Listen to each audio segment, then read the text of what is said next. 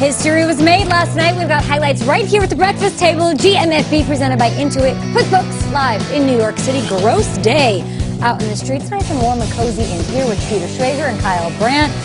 Nate Burleson, my name's Kay, and anybody want to see the most accurate game in NFL history? I think we should. Let's do it. 72 degrees in the Superdome last night, Adams. Let's go there. Colts at Saints. This one was not a game, guys. So much it was a coronation. Drew Brees entered the game 3 passing touchdowns shy of Peyton Manning's career record of 539. Rare air.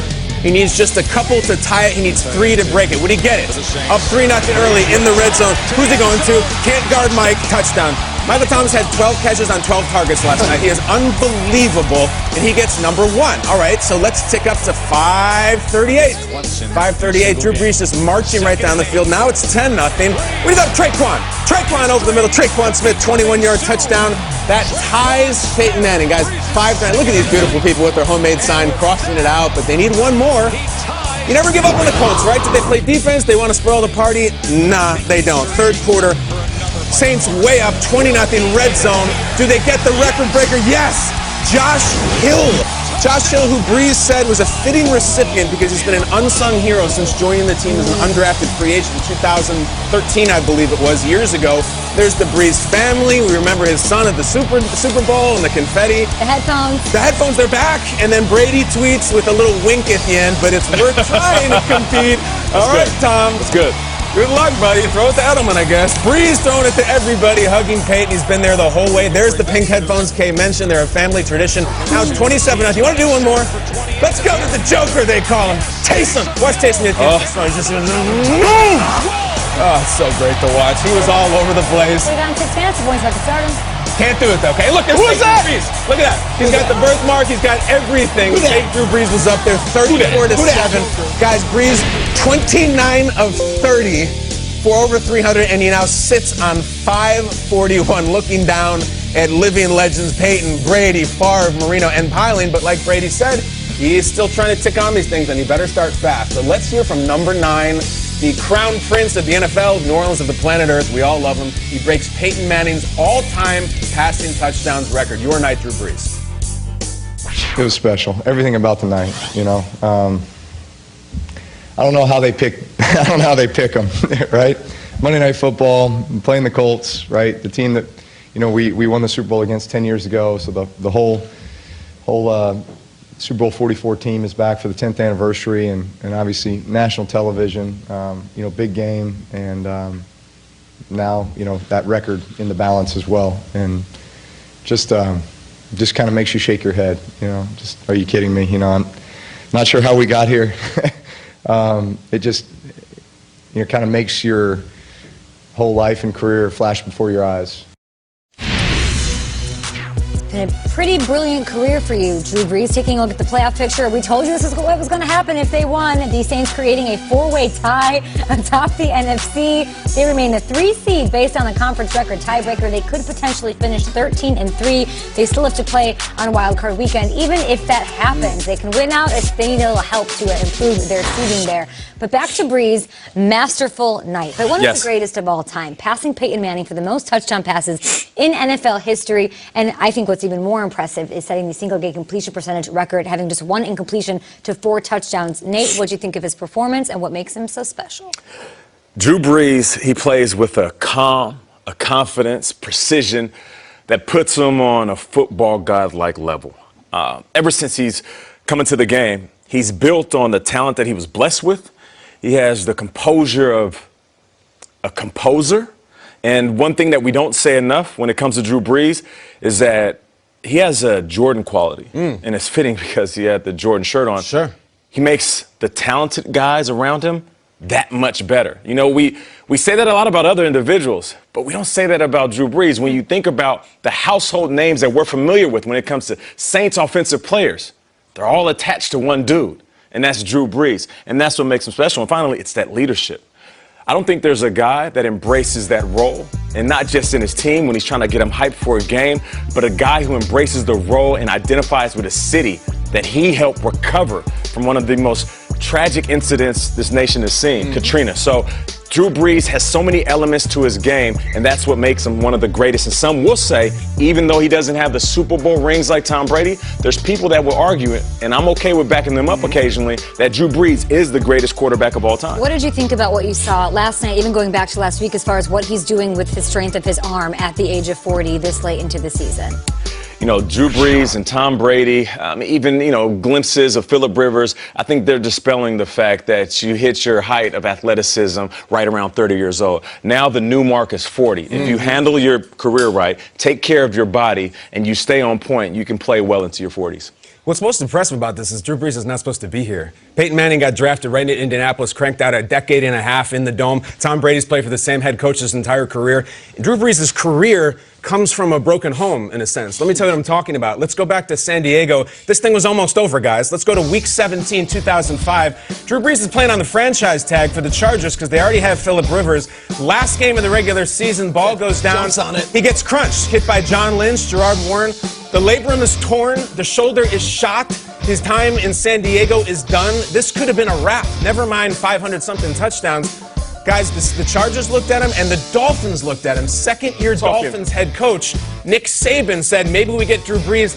I'm worried about the shoulder. I don't think he has it. I'm worried about the money. The doctor said it. The doctor Saban said it. wanted him. Tom Condon says it's too much money for the Dolphins. The doctor said, I would stay away. They go Dante Culpepper instead. So what does he do? He signs with the Saints and their young, fresh-faced coach, Sean Payton. The rest is history, guys. Look at Brees. Looks like in 8th grade.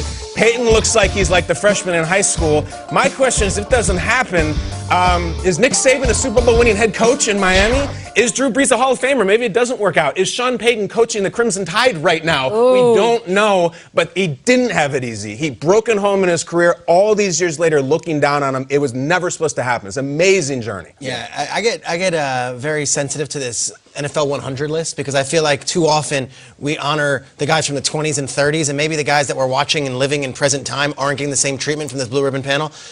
If Drew Brees isn't in this top 10 of quarterbacks because of some guy from the 1920s or 1930s or 1940s, it's an outrage. Drew Brees might be in the top 3 quarterbacks of all time. He's that good. He's got all the records individually. He does have the Super Bowl ring.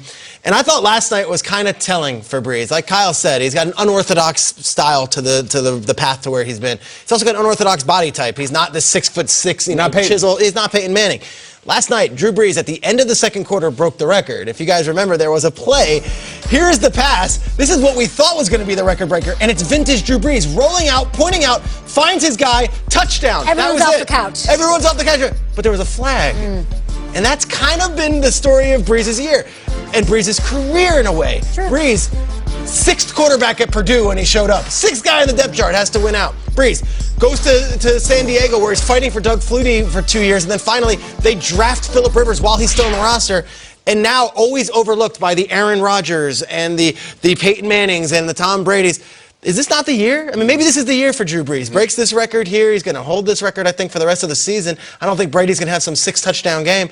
And I also think that the Saints are kind of a dark horse in this thing because we're talking about a lot of other teams. Reseed. Maybe this is the team. Drew Brees, maybe this is the year that he gets them and he wins it 10 years after he did it back in 2000. No maybes. This is the team. There was a notion that Brees is on the decline, that his arm strength isn't there. We saw it trail off. There was a lot of speculation about that last season on their Super Bowl run, their playoff run, and it's been dispelled these last 2 games. I'm completely in. They're going to the Super Bowl. They're going to Miami. You look at what they did even a week ago, last night. It's like he dialed the clock back 10 years. Alvin Kamara, like you said, isn't running like he used to. Losing Mark Ingram was huge. They lost Sheldon Rankins last night. They kept Quentin Nelson, one of the best offensive lines and good run game, in check. They were able to do it on both sides of the ball. With Drew Brees, we had somebody in our morning meeting say that they could have done that up against the Colts last night.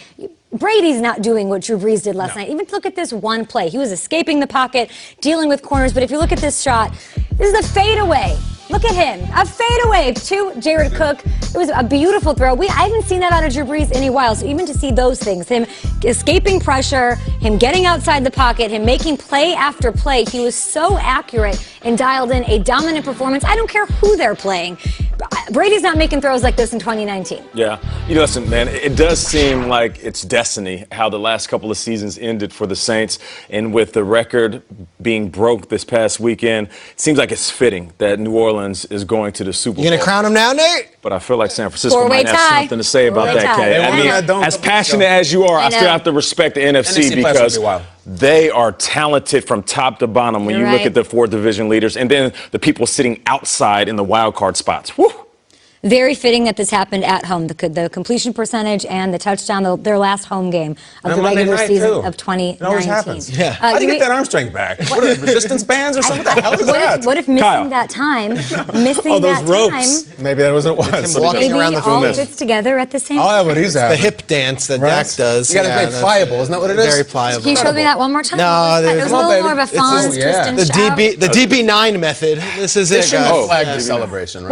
Well- That was tough. It wasn't a celebration. They called it an offensive pass interference. But let him have the moments. It was The like, crowd was guys, excited. the game's a blowout. Like, Yeah. we have to do it all over again. Nate was calling it getting, was getting Drew balled. Isn't that what you said? Oh, boy. Right, that's how it felt. They Drew said that Brees before throws the the most accurate game in NFL history. Everybody's chiming in. You may remember last season when Brees broke Peyton Manning's all-time passing yards record. Here was Manning's response. Take a look. Passing yards? Okay. So I still have the touchdown record, right? He's actually on pace to break that too. What? Great. Also, let this serve as the congratulations for the touchdown record, because as you can see, I'm very busy. I don't have time to keep doing these videos for you, congratulating you. But in all seriousness, Drew, congratulations on this record. You've done it the right way. All your hard work and dedication have paid off. You and I have come a long way since this picture back in 2000 when you were in college and I was in my 3rd year in the NFL. So way to go. Proud of you. Good luck the rest of the way.